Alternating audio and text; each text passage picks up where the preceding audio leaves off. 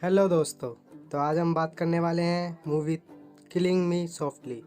ये बहुत ही romantic movie है जो आगे जाकर थ्रिलर हो जाती है।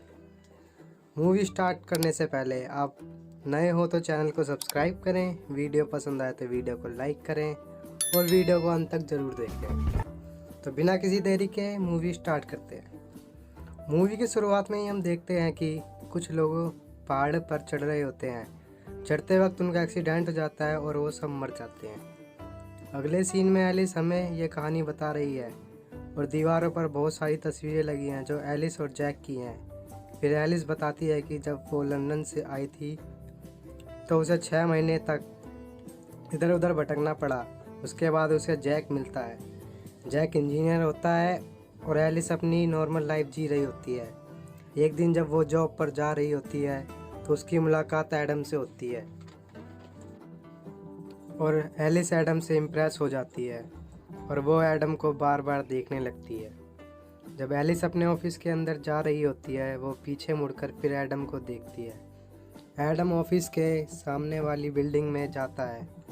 ऑफिस के काम से उसका मन नहीं लगता और वो एडम के बारे में सोच रही होती है।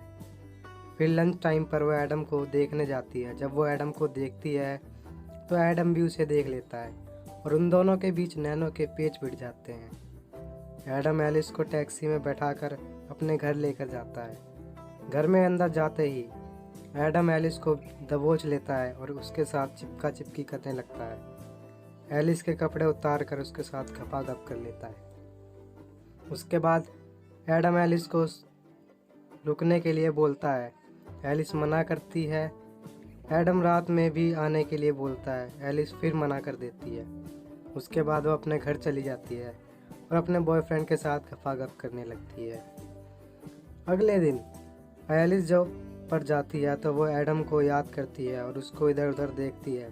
जब एडम उसे नहीं दिखता तो वो जिसमें कल एडम गया था उसी शॉप पर जाती है।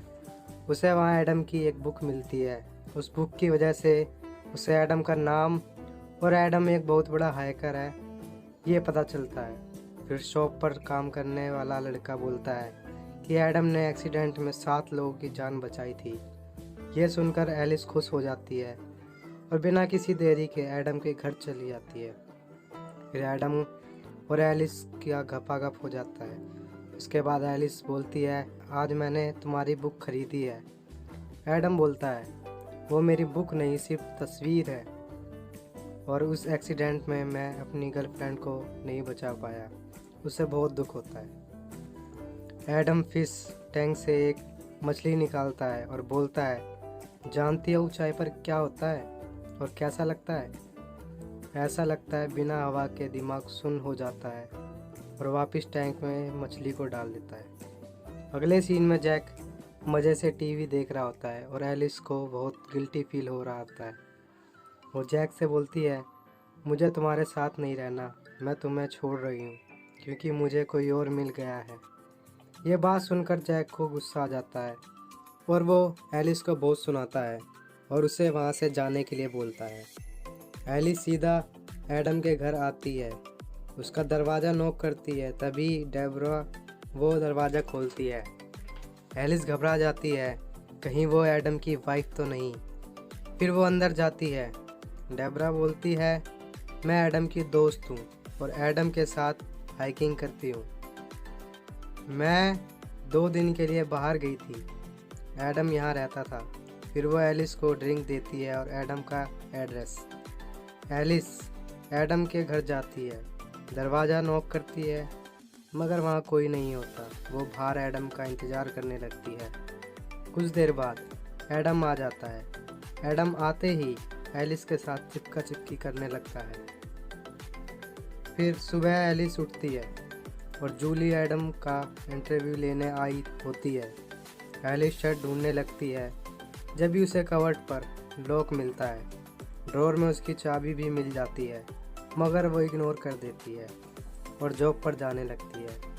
जब भी एडम इंटरव्यू छोड़कर एलिस को किस करने लगता है और बोलता है, क्या तुम पहाड़ पर चढ़ना सीखोगी? उसे शाम को उसी जगह पर आने के लिए बोलता है। शाम को जब एलिस वहाँ आती है तो उसे डेबरा मिलती है और वह एलिस को चढ़ने के लिए प्रिपेयर करने लगती है। तभी एडम आता है और वो डेबरा को हटा देता है और एलिस से बोलता है, इसे मेरी हर चीज़ में टांग अड़ाने की आदत है। फिर वो बार में अपनी फ्रेंड से मिलती है जो जैक की भी फ्रेंड होती है। वो जैक के बारे में पूछती है तो एलिस बोलती है, मैं एडम के साथ बहुत खुश हूँ, और उसे एडम से मिलवाने के लिए ले जाती है। एडम भी एलिस से मिलने के लिए आ रहा होता है। तभी एलिस का पर्स छीनकर चोर भागने लगता है। एडम भी उसके पीछे भागने लगता है और उसे पकड़कर मारने लगता है, और वो चोर को बहुत ही गंदी तरीके से मारता है। एलिस वहाँ आ जाती है। फिर वो एलिस के साथ सबके सामने चिपका चिपकी करने लगता है और बोलता है, परसों हम शादी करेंगे। अगले दिन उसे एक लेटर मिलता है जिसमें लिखा होता है, अपना दिमाग चलाओ, क्या तुम सच में एडम को जानती हो? वो एडम को ये लेटर दिखाती है। एडम बोलता है, शायद ये तुम्हारा बॉयफ्रेंड ने किया है। फिर वो चर्च में शादी कर लेते हैं और एडम हनीमून के लिए उसे पहाड़ों पर ले जाता है। एलिस उसको फॉलो करती है। अंत में वो एक खूबसूरत झोपड़ी में पहुंच जाते हैं और जोश के साथ भूखे भेड़ों की तरह गपागप करने लगते हैं। फिर वो एडम का कबर्ड खोलती है जिसमें लड़कियों के लेटर्स मिलते हैं। फिर वो एडम के साथ पार्टी में जाती है जिसमें एडम के साथ के सभी हाइकर आए हुए होते हैं। तो वो एलिस के साथ नहीं रह पाता। एलिस को अच्छा नहीं लगता। डेबरा एलिस के पास जाती है और उसे तसल्ली देने लगती है। साथ में ही वो एलिस को एक नेकलेस भी देती है। फिर एलिस उन लड़कियों के घर जाती है जिनके लेटर्स उसने एडम की कबर्ड में से पढ़े होते हैं। फिर वो एक लड़की के घर जाती है तो उसकी मदर बोलती है उसकी बेटी 1 साल से घर नहीं आई और उसका कोई अता पता भी नहीं है। फिर एलिस को एक फ़ोटो मिलती है, सेम वैसी ही होती है जैसी एडम ने एलिस की स्टैचू के पास खींची हुई होती है। जब वो वापस घर जाती है तो एडम उसे टेबल से बांध देता है और उससे बहुत सवाल करने लगता है और बोलता है, तुमको मुझ पर विश्वास करना होगा। एलिस उससे बोलती है, मैं सोच रही थी तुमको और भी जानूंगी तो और ज़्यादा प्यार करूंगी। फिर वो एडम को खोलने के लिए बोलती है और वॉशरूम भी जाने के लिए बोलती है। एडम उसे खोल देता है और एलिस खिड़की से भाग जाती है। एडम एलिस का पीछा करता है। एलिस पुलिस के पास पहुंच जाती है और वहाँ एडम भी आ जाता है। एलिस डेबरा के पास जाती है, उसे सब बता देती है। फिर वो दोनों चर्च जाते हैं और बॉडी ढूंढने लगते हैं। बॉडी मिल जाती है।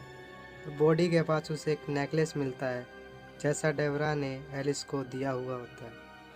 फिर डेबरा बताती है कि उसी ने मारा है क्योंकि एडम ने पहले गपागप उसके साथ किया था, और वो एलिस को मारने लगती है।